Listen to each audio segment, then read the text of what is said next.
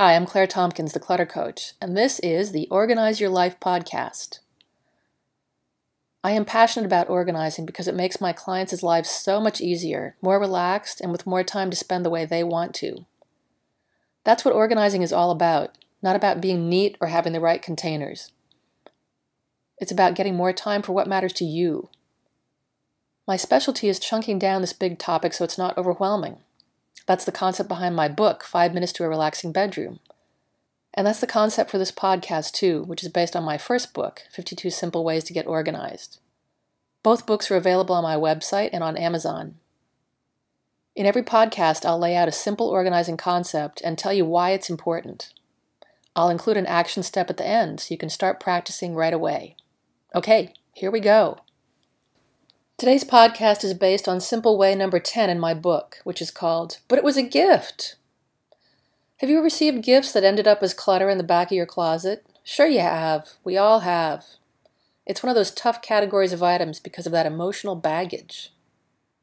Today, I'll give you some strategies for parting with those gifts. In a future podcast, I'll talk about giving uncluttery gifts. That's simple way number 43 in the book.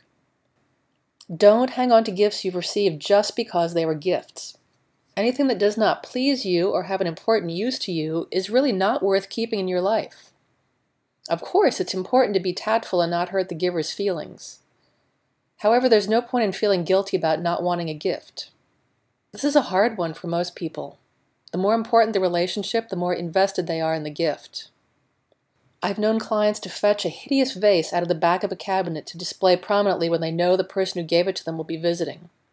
Besides not wanting to see the thing at all, she was also sending a message that she's fond of it and would be happy to receive something else just like it. Oopsie! Another client had an ugly doll collection on her mantelpiece. When I asked her about it, she revealed that she didn't like the dolls at all. Someone had given her one as a joke years ago, and she'd put it out on a shelf, again, as a joke. But a visitor to her home saw it one day and filed that information away in her mind. When the client's birthday rolled around, guess what people gave her? Yep, ugly dolls. Because they saw she already had one, and they naturally assumed that she liked them because she had it displayed. Pretty soon it was out of control, and she felt helpless and reluctant to admit to her friends and family that she didn't want those gifts. Now she was stuck. She'd let the story go on too long. Well, let's back up a bit. What is a gift? Ideally, it's an expression of gratitude or friendship. Of course, there's holiday-mandated gift-giving, sometimes to people you barely know, but that's a whole other story. I'll address that in a future podcast. But the feeling behind giving a gift, that is the most important part. When the giver and receiver participate in this exchange, they both win. It's a wonderful feeling to give someone you care about a gift. It's wonderful to receive a gift from someone, knowing that they care and they want to express that feeling to you. Once you accept a gift and give thanks for it, you are free to do with it whatever you want.